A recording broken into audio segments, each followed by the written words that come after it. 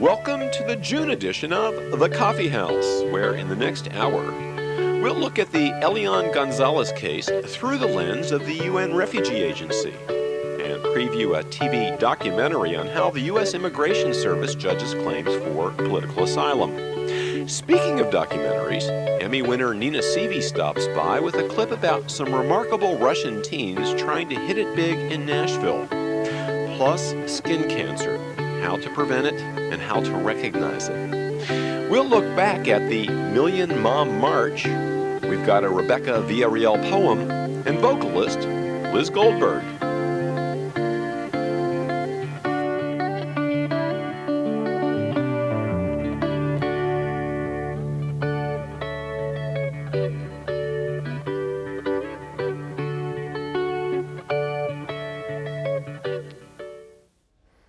Hi, and welcome to the Forum at the Coffee House. His survival in the waters between Cuba and Florida is the stuff of miracles. A then 5-year-old clings to an inner tube for 2 days after all the adults on board the small boat, including his mother, are swallowed by the sea. A Florida fisherman rescues the boy, takes him to a Miami hospital for treatment, and he's released into the custody of his great-uncle, who files a political asylum claim on his behalf. But the boy's father, a loyalist of Castro's Cuba, petitions for the boy's return. Elian becomes a lead story in the news media around the world, and that's pretty amazing. Here's a would-be refugee who not only has a face and a name, but charisma and celebrity status. Everyone, regardless of their point of view, cares about what happens to him, which makes Elian rather one of a kind. Who cares about the 5 million refugees with unpronounceable names and undifferentiated faces from Asia, the 3 million each from Europe and Africa, victims of wars, ethnic cleansing, and political and religious butchery? Most countries treat refugees as a back-burner humanitarian issue, unless their numbers so swell or their racial complexion so darkens that they're deemed destabilizing to the countries of asylum. And that's why there's a United Nations agency charged with assisting and protecting refugees. Bemma Donkoh is the Deputy Regional Representative for the U.S. and Caribbean for the UN High Commissioner for Refugees. Welcome to the Coffee House. Thank you. Have you ever heard of a situation like this, where a refugee actually rises to the level of an international superstar, a celebrity, like Elian Gonzalez? Perhaps Elian's case is unique in the extent to which he got this star status, but occasionally we do get some recognition. I would refer to the example of Kosovars coming into the United States last year. If you remember the case of baby America, who was born here to a mother who was already pregnant by the time she was evacuated here and settled in America, and decided to name her child America. So these are some of the rare glimpses we have into the refugee world and the world of the thousands of refugee children around the world. Before we get back to the Elian Gonzalez case, let's look at what a refugee is under international law. Can you tell us what the international law says a refugee is? Right. There is what is called the classical definition, which has a more universal acceptance, and that's it says that a refugee is a person who has a well-founded fear of persecution, a person who's outside his or her own country of origin, and who has a well-founded fear of persecution due to reasons of race, religion, nationality, membership of a particular social group, or political opinion. Well-founded fear, what does that mean? Well, it means that there must be a subjective frame of mind in which the person fears a risk or a harm if he should be returned to the territory, a particular territory in which the risk or harm relates to losing his life or his freedom. That's the fear part. It must be a well-founded fear in that it must be supported by, it must be reasonable based on known facts such as conditions in the country of origin. So it must both be subjective, there must be a subjective element and an objective element. And the fear must be of persecution. What does persecution mean in this context? There is no, the convention of 1951 on refugees, and there was an additional protocol which was adopted in 1967 to further update that convention. That convention does not define persecution, but persecution is serious violation of human rights. It's any type of treatment, torture included, which harms seriously the security of the person and threatens his life or his liberty. And among the different categories of people who are eligible, you mentioned race, nationality, and then there was one called membership in a particular social group. That's right. And that is the basis upon which Elian Gonzalez's family petitioned for asylum. What does that mean, membership in a particular social group? Well, that sometimes almost serves as a catch-all, but it really takes root from the fact that a person's background, social status, or belonging to a category of persons may itself be a reason for being targeted by those who would persecute that person. Now, would be having fled the country by boat, would that be a particular social group, those who flee a dictatorial regime seeking asylum in another country? Would that constitute membership in a particular social group? It depends, and each set of circumstances must be examined on their own merits. But that, I mean, you know, in a particular case, a person may very well have the fact that a person flees may itself be an expression of political opinion or perceived by a regime to be an expression of political opinion. But it depends. So it's very difficult to necessarily see that as belonging to a social group, the fact that you fled from a particular regime, dictatorial or otherwise.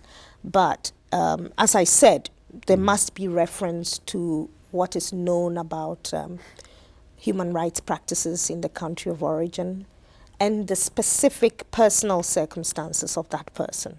Now, are there specific rules as well that apply to a minor who arrives in a country of asylum unaccompanied by an adult?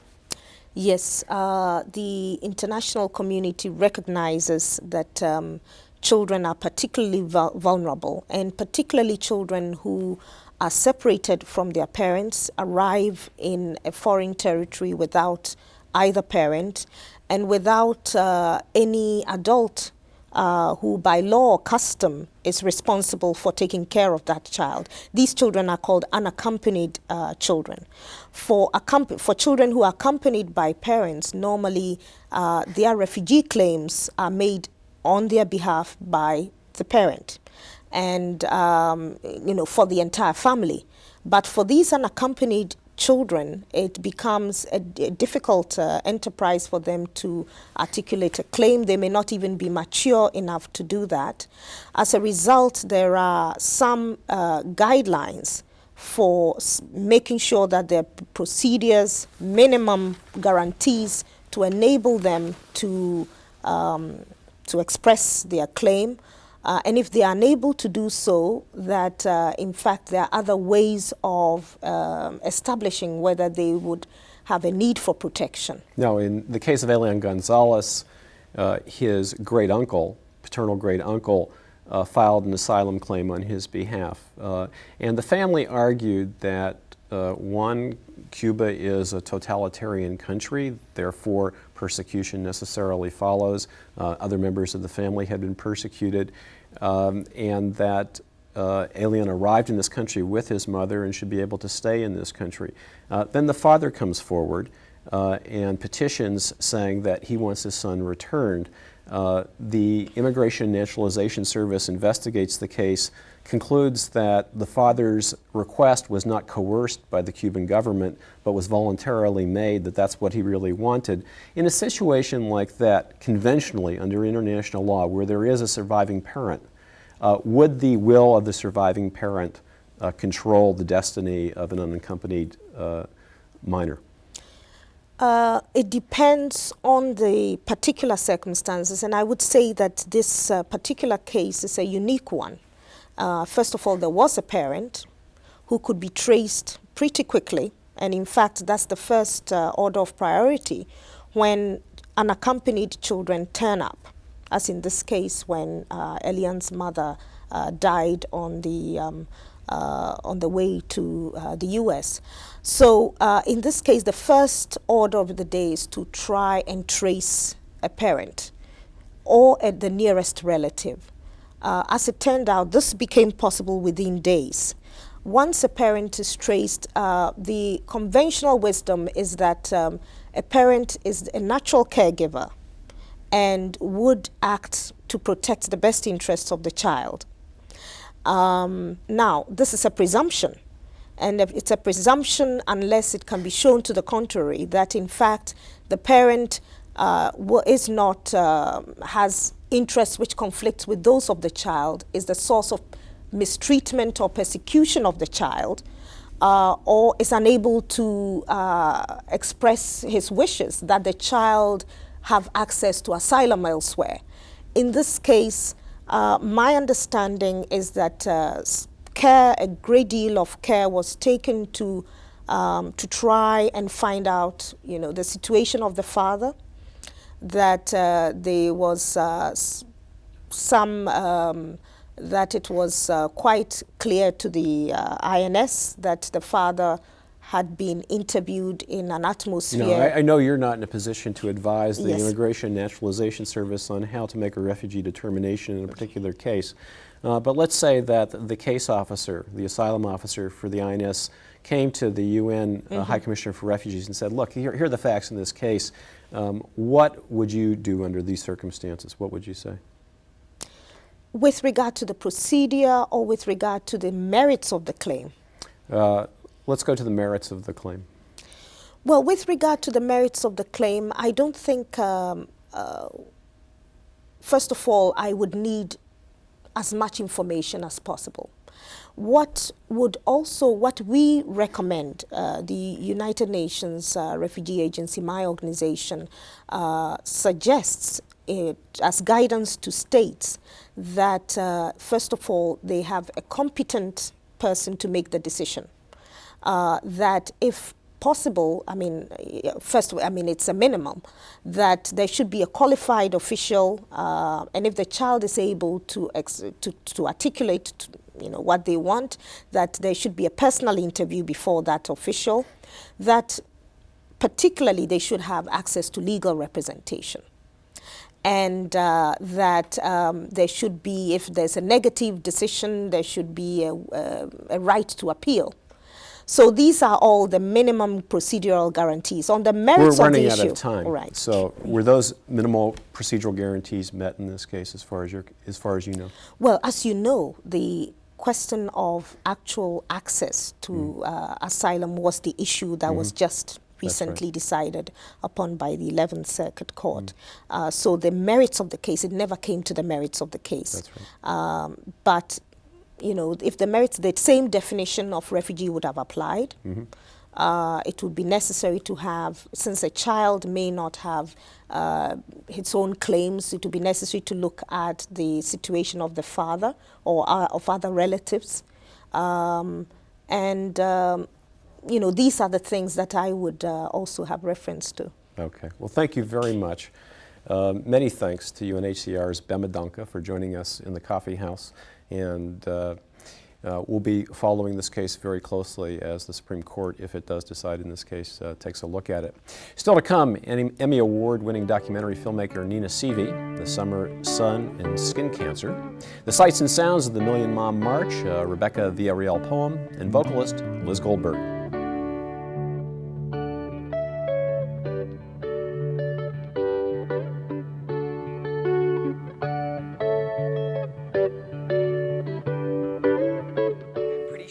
already know.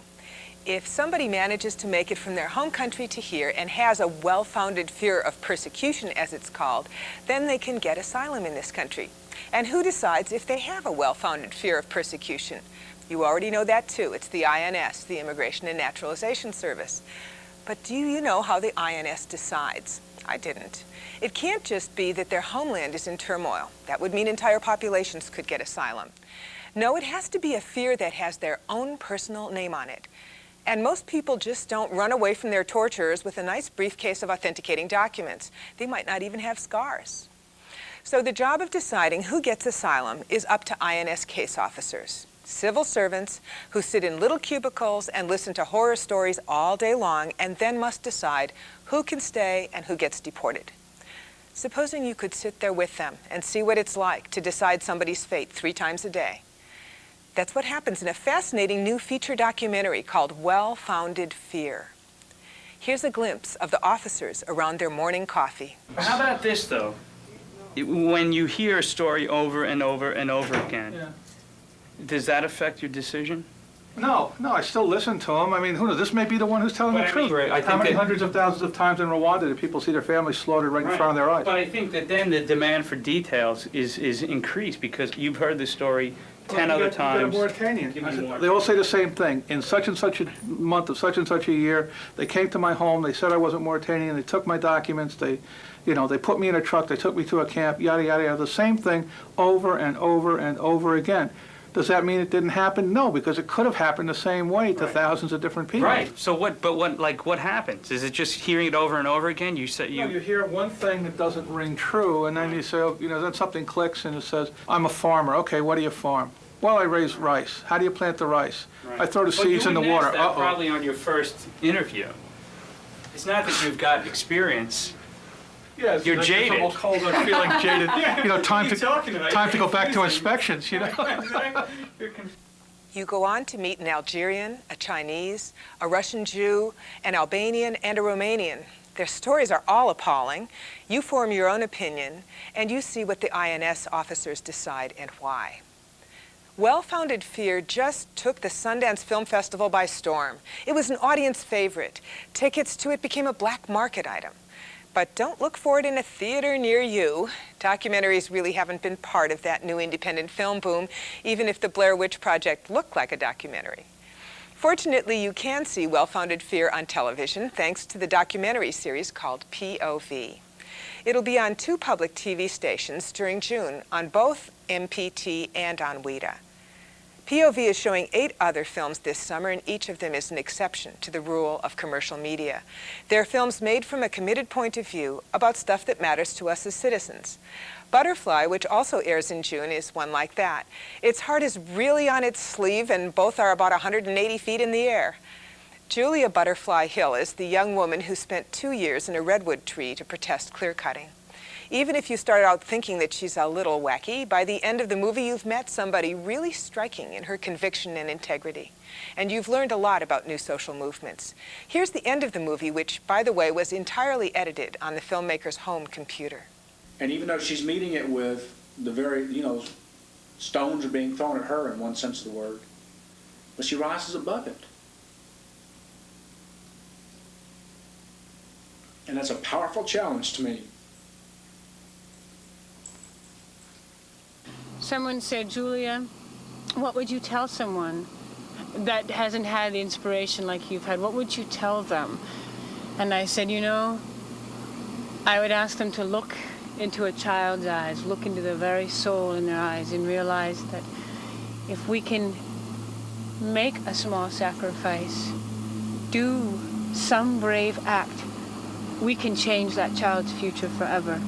That our actions or our inactions today will change that child's life and that child next. That we have the power to leave them a legacy better than what was left for us. Hope you catch these or some of the other POV offerings in June. Good luck and good viewing.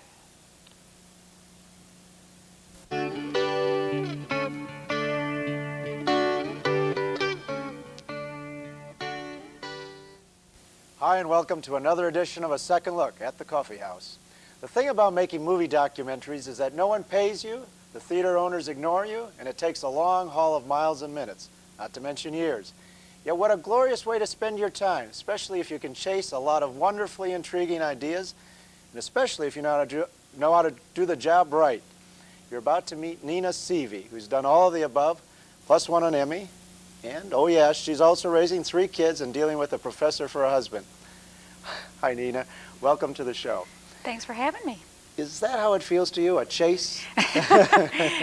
Sort of like, you know, the long-distance runner who's going nowhere, right? Well, I made up that phrase, but I thought it does. It strikes me as how it must feel. It feels like it feels Sisyphusian, or whatever that right. image is. You're sort of pushing it up the hill. And it is so hard that sometimes I wonder, why do I do it? But you have to love it, and you have to have so much passion for it that you just can't not do it. You've been doing it how long? Almost 20 years. 20 years. Mm-hmm. And so you've chased a lot of ideas. I've chased a lot of ideas. Around the block and up the hill. And also to nowhere. I mean, sometimes, you know, and you know this from writing, is that you go down a road and you get 3/4 of the way down the road and you just think this isn't a film, or it's not going to be a good film, or it's, you know, it's not going to do anything for me as the person who's making the film, and so you just put it in a drawer. You put it in a drawer, and sometimes you come back to it. I have some amazing stuff in my drawers. And if you live long enough, you can come back to all of it. Bring it out, right? yes. So, well, but finally, you found an idea that you chased all the way to an Emmy, which is a pretty significant end to the journey. But I will tell you, though, it's somewhat overrated. It is. Yes, it is somewhat overrated. They're still not paying you, is that what you're trying to tell me? Right, it's still not making, you know, I get all my phone calls returned. That actually has been one big benefit of that. But the other part of it is that that film that I won the Emmy for won many, many awards. And I always feel that, in a way, the Emmy kind of shadows some awards which I think are much more important awards. Right. So. I can understand that. Yeah. The Emmy is just the catchword for meaning that you've hit the big time. Right, and it's the one people know. You know, it's the one that they have on TV, and it makes people crazy. Yeah. So tell us now what that show was. It was about polio. That's what we all say. It was a film called A Paralyzing Fear: The Story of Polio in America. And it was a big film in sort of documentary terms. It was a 90-minute feature-length film. With a substantial budget. It was $1.3 million, which is a lot of money in documentary terms, especially today where film budgets are sort of going down. And it was released theatrically. It came out of New York. And played on PBS. Had national air. I wrote a book along with it that came out with the film. I did another half hour for PBS afterwards on sort of contemporary issues relating to the worldwide eradication of polio. Right. But it really was a look at what happens when we start to fear each other. What happens when epidemic disease strikes and we start to fear sort of ourselves, our communities, and how does society transcend that fear? Mm-hmm. And when you went back to a time when polio was a national scare. Right. It was in the 1940s and 50s. I mean, there were epidemics every single summer. You would keep your children home. You wouldn't go to the pools. You wouldn't go on vacation. Your children wouldn't go to slumber parties. Kind of a pre-AIDS right. And of course, atmosphere. And in many ways, the AIDS community very much picked up on the film, because many of the issues that we talked about in terms of blaming the victims, in terms of ostracizing the victims and their families, have many sort of correlations to AIDS. And so it's actually is a film that has done very well in the AIDS community. All right. Now, you found some astonishing archival film. Well, I was given access to the March of Dimes archive that had 3,000 films and 5,000 photographs. Oh.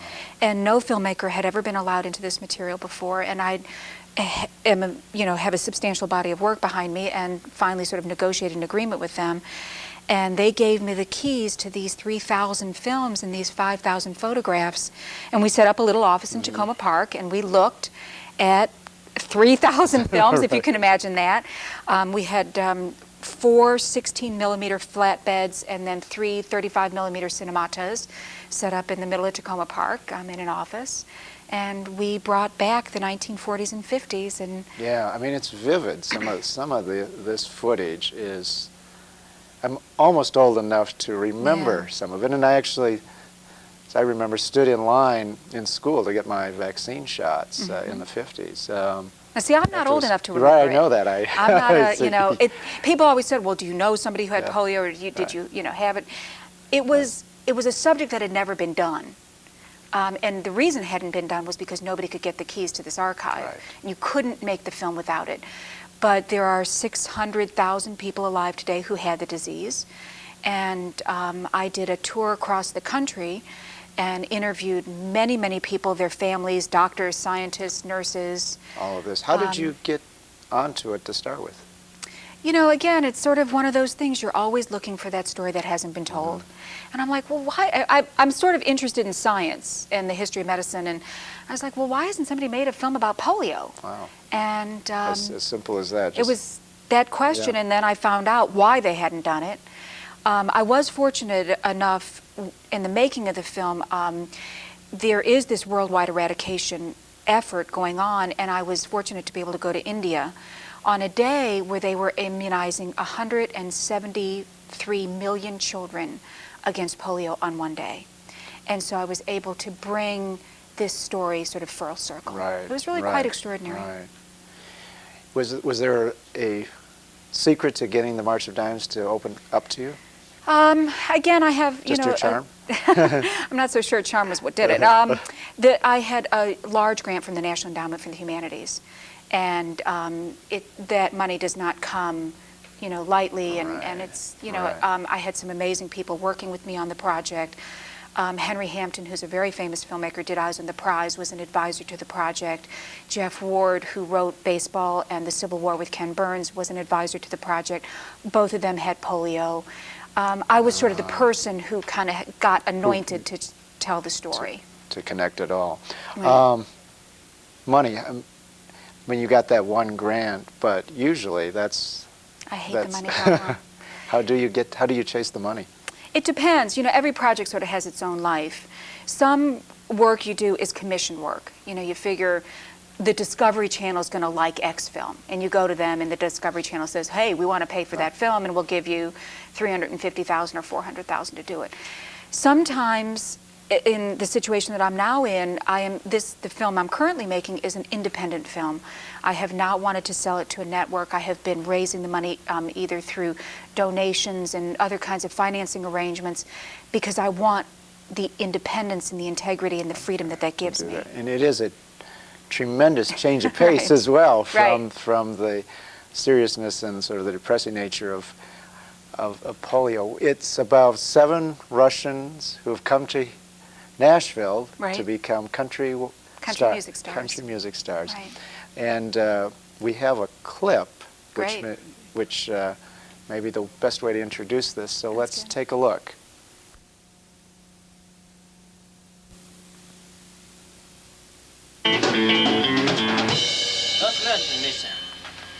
I believe in this group musically. I didn't sign them in any way, shape, or form because they're from Russia. I signed them because I believe that Natasha's a great singer, they're a great band, and that we can make some great music. I feel like I'm falling, baby, like falling with me. There is a great story here that really has never been told before. And it'll never be told again, because once you're the first, you're the first. But at the end of the day, when that's all said and done, it comes down to the music. The music has to back up everything. That's the backbone. Come on, baby, tell me if you feel like I feel when we touch. Now the fire built down in your soul. This is a business that music drives and marketing doesn't drive. And any amount of marketing or spin doctoring or anything that you do can't take the place of a song that emotionally connects with the public. I think that if we have that hit record, the rest of it is a slam dunk, because the kid's personality, I think, is going to sell themselves really, really big. I think it should be the low part. I think it should be the low high part. You sing this great, man. I I'm gonna recite the whole thing. I'm praying that the public will be like me. They'll want to be a part of them through their music, because once these people meet these kids, like I said, they're going to be like me and everybody else. They're going to be part of their family. That quality of their lives is what brings that out of you. You're hooked. You don't have any choice. You know, like a friend of mine said, you know, when he heard the first couple of cuts we did, you know, he's a brilliant saying. He says, well, when they said it was country, they didn't say which country. Remember that? I told you that? It was You didn't tell me that. I didn't tell you that? Yeah. That's great, isn't it?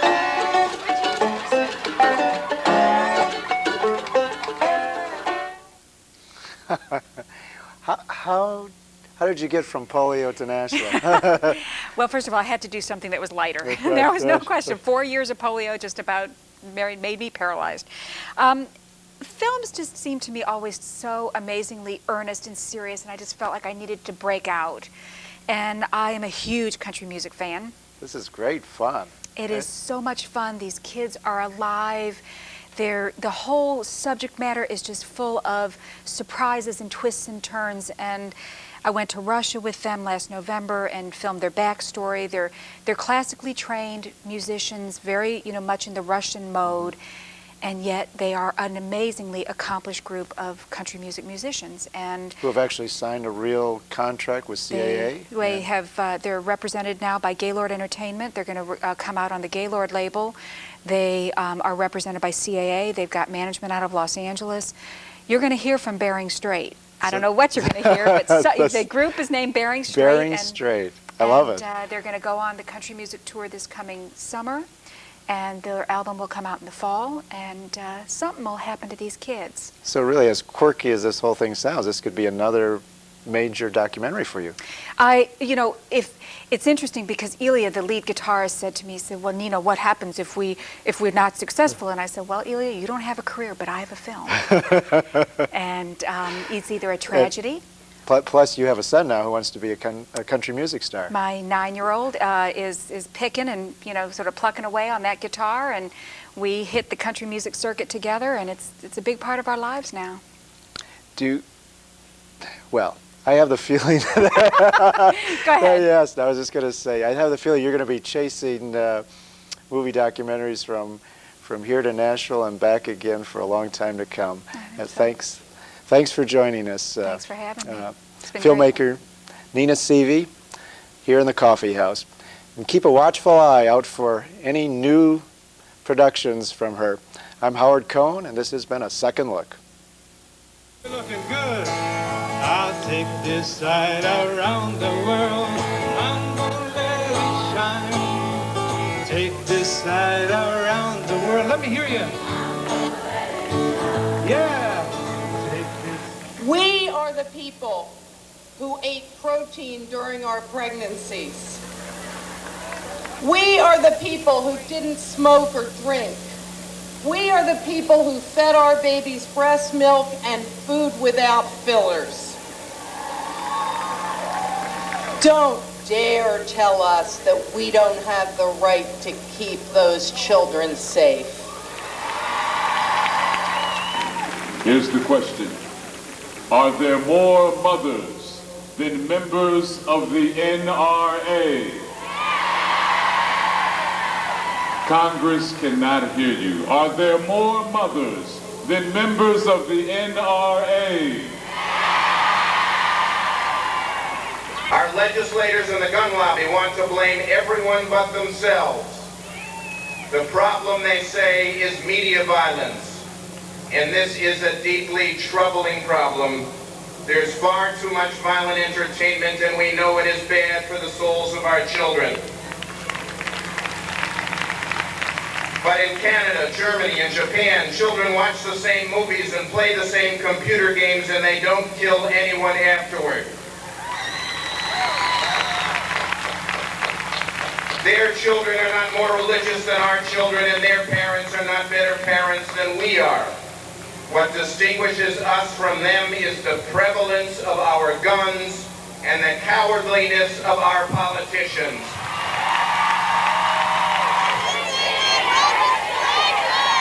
And who are we sending this message to? Congress? Congress! One more time. Congress! All right now. Do they hear us?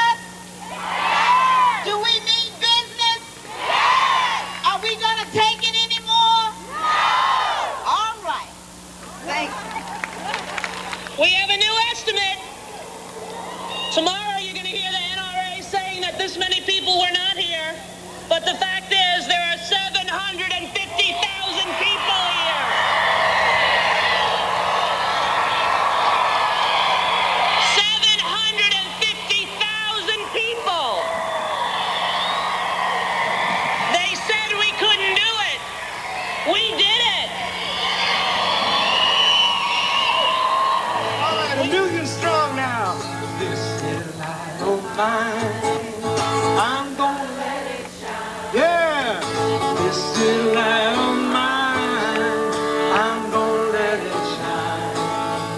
This little light of mine, I'm gonna let it shine. Let it shine, let it shine, let it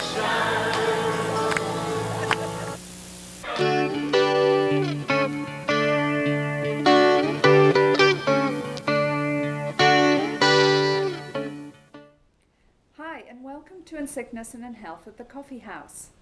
It's summer, and when it's not too humid, it's nice to be outside.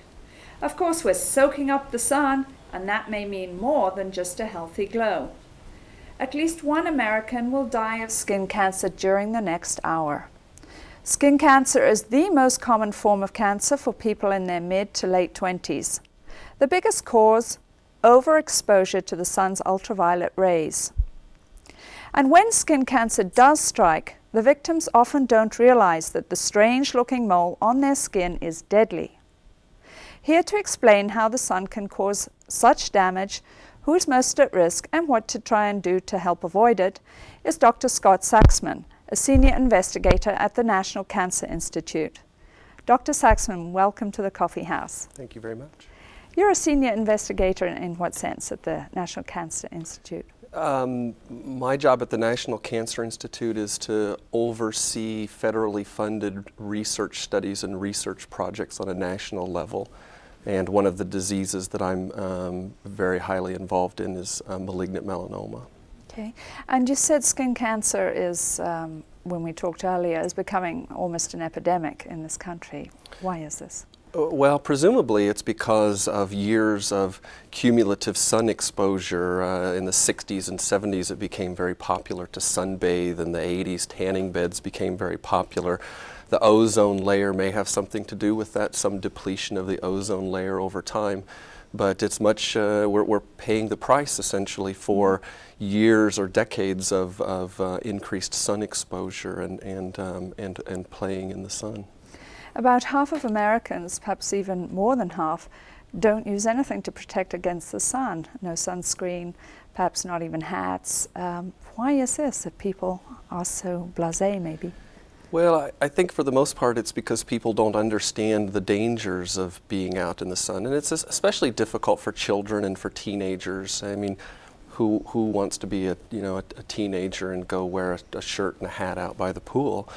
And the real risk for skin cancer really starts during childhood and adolescent years with the sun exposure that occurs during those periods of life. And so these lessons really need to be learned early, and that's difficult to do. It's much easier to teach adults than it is to teach adults to take care of children or to teach children how to avoid sun exposure.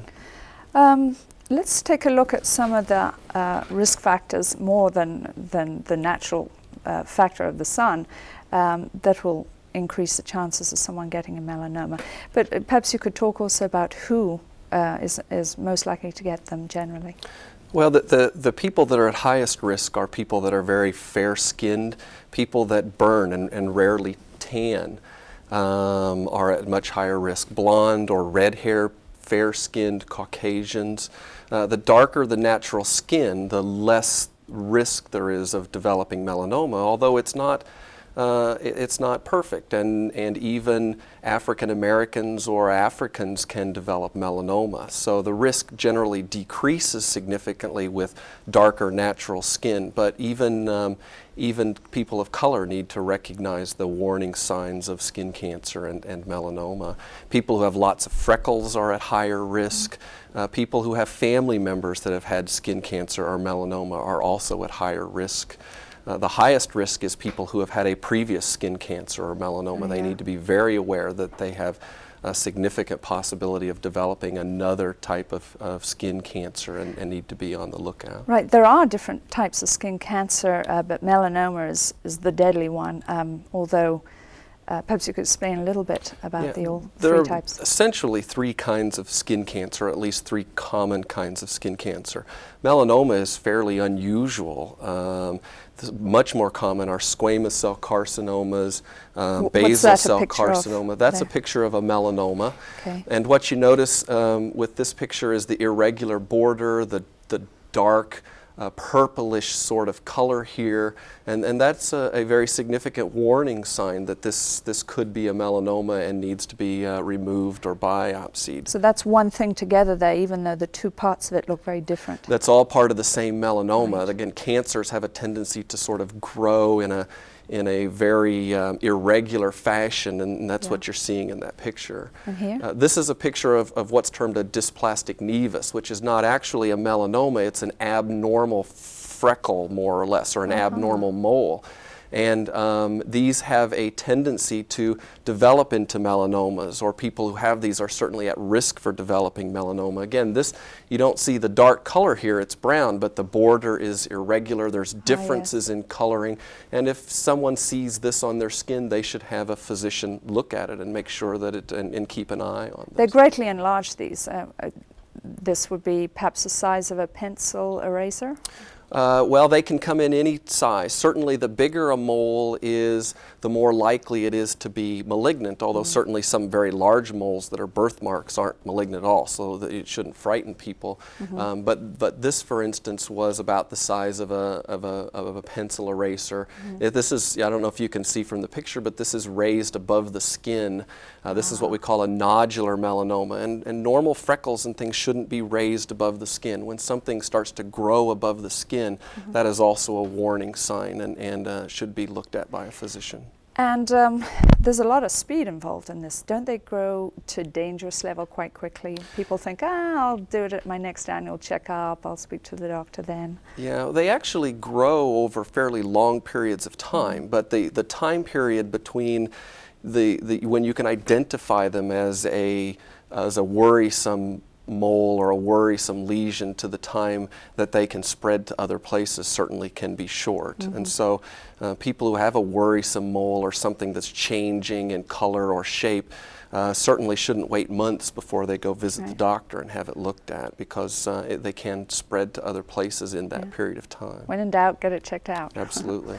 What can we do to stop ourselves getting this risk? Well, the key is to protect yourself from the sun, and that doesn't mean go into a dark bedroom and never come out during the day. But it does mean to use common sense, particularly during the hottest part of the day, the part of the day that is most intense in terms of its sun exposure. And that can mean either wearing hats or t-shirts or clothes that cover part of the skin. It can mean being in the shade. Using sunscreen wisely and appropriately is also a way that we can protect our skin from the burns and from the ultraviolet rays that can cause skin cancer and melanoma. I suppose there's a lot in using sunscreen properly. Reapplying it is pretty important. You can't put it on in the morning and think I'm covered all day. And also, children have to be very well protected, and scream they may when you put it on. Right. But, right. They still need to smear it on them, and and it's not a lot of fun sometimes wearing sunscreen or chasing children down to put sunscreen on them. But it's very important that you put it on before you go out to the sun. If you wait until you're already starting to burn, then you really need to get out of the sun. If you jump in the pool for an hour or you play 3 sets of tennis, then you need to reapply the sunscreen. Some of them are waterproof, but that's not perfect, and they do need to be reapplied if you have vigorous sweating or water-based activities. And some makeup for women now, foundation has protection in it. It's probably worth getting some of those. Yeah. Well, that's about all we have time for now. Thank you very much indeed for being here. A big thank you to Dr. Scott Saxman of the National Cancer Institute for sharing his expertise on skin cancer. I'm Kathy Christensen, and this has been In Sickness and in Health.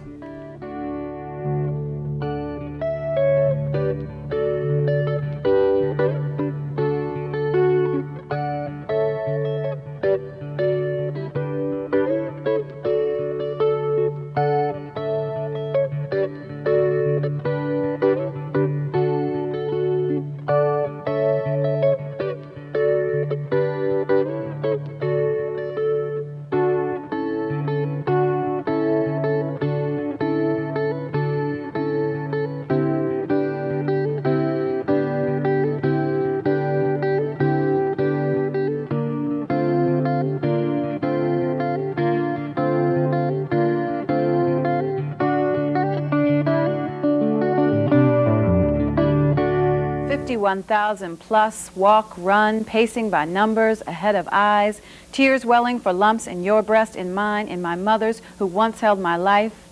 I can't stop reading the signs on people's backs. For Lynn, for my daughter, I'm crying now because some signs are in celebration and some are in memory and some are survivors no older than me. I am asking God why each time my foot hits the pavement, I don't hear an answer but believe in the signs and the women around me.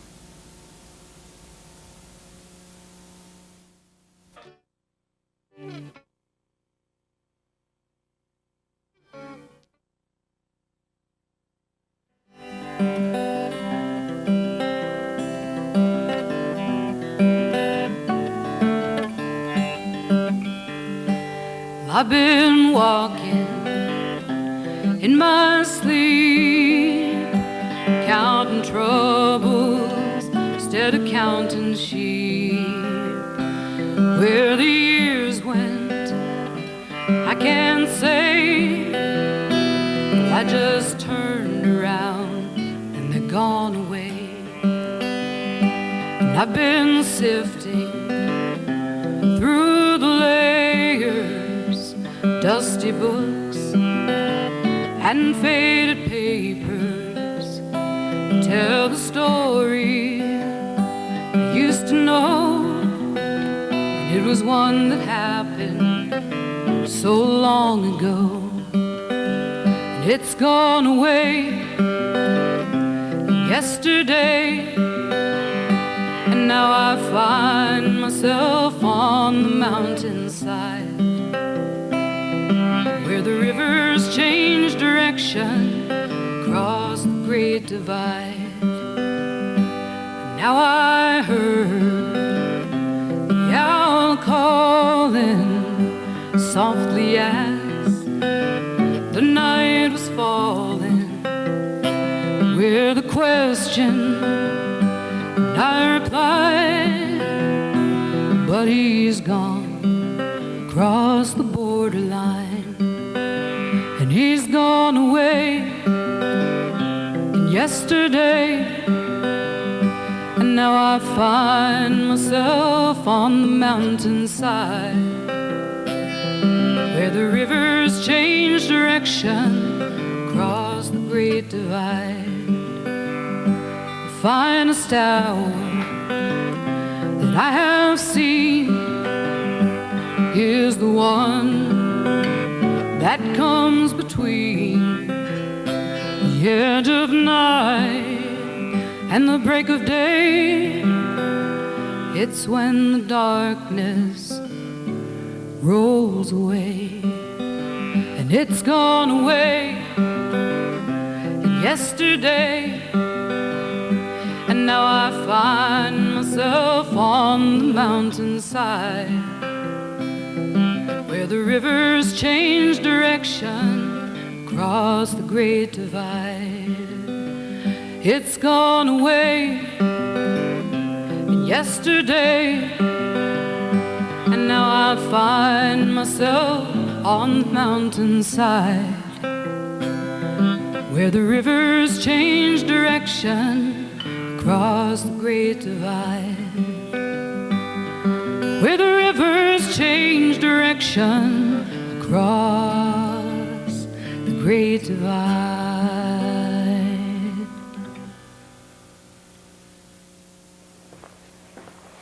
Well, that was wonderful. Thank you. Thanks for appearing on the musical tradition segment of Takoma Coffee House. What was the name of that tune and who wrote it? Oh, that's called Across the Great Divide, and it's a Kate Wolf tune. Right. I kind of knew that, but I figured there might be somebody out in the viewing audience. Was an amazing woman and songwriter. Yeah. When I hear you sing, and I've heard you sing a couple times now, I want to ask you, is there a classical training behind that voice? I did have some voice lessons in my younger days. I studied for a couple of years with a private teacher in my hometown, and that actually taught me a lot of important things, breathing and the delivery things is like that. On that last tune. It was like almost a Joan Baez sound from those early Vanguard recordings that were just crystal sure, and that's clear. the kind of sound that I try to get. You know, it's just very clear and pure. Yeah. Nothing It's an studio made unadorned, about yeah. it. Just folk music. We're not putting any reverb on this. What they're getting out on their Exactly. TV is what they got. Exactly. You write some tunes. I right? do. And you have a CD out called Comrades in Arms? Comrades in Arms, and Okay. that's actually the name of the title track, which I'd like to do as well. Oh, that's a good segue. Isn't that good? We'll segue right into it. Thank you very much. Thank you.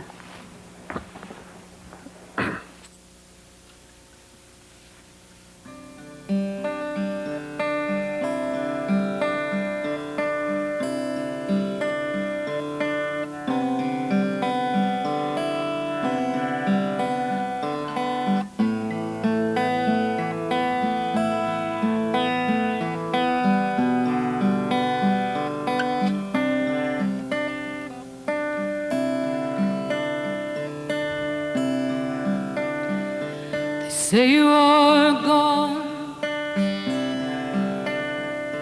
The leaves are starting to change again.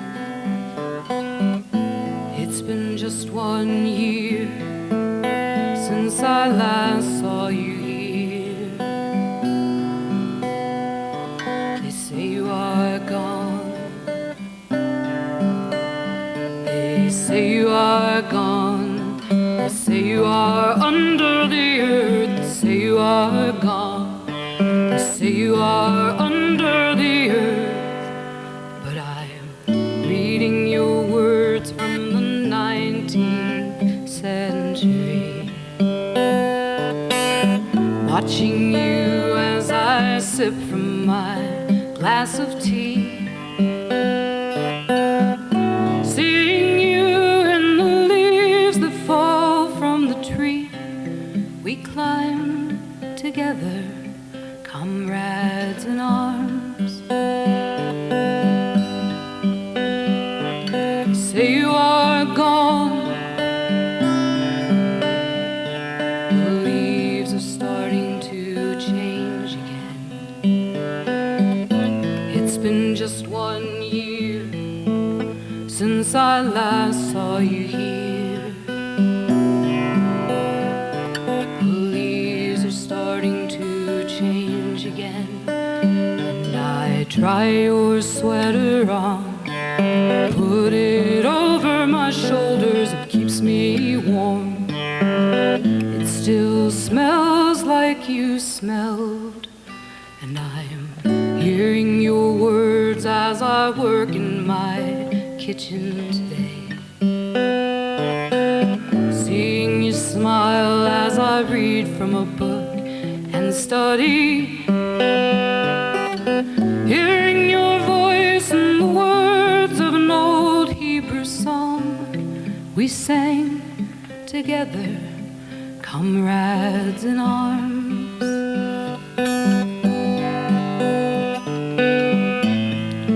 Pashana.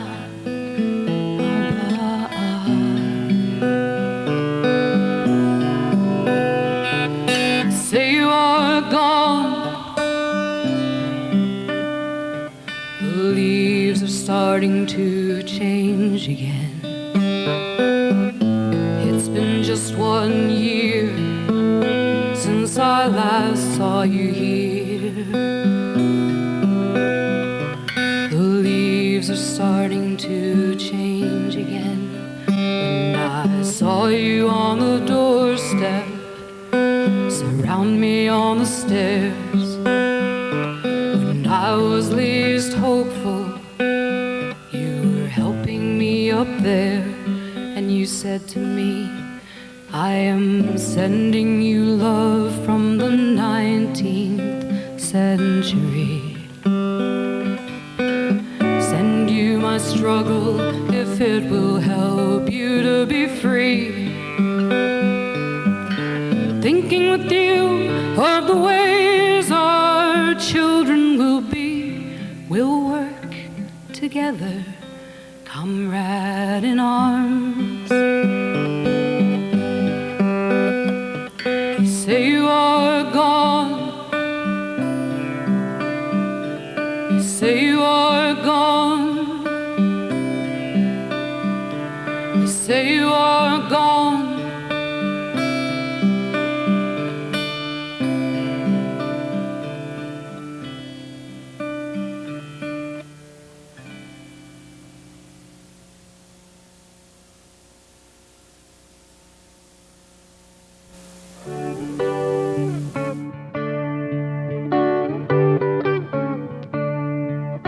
That's it for the June edition. See you next month in the Coffee House.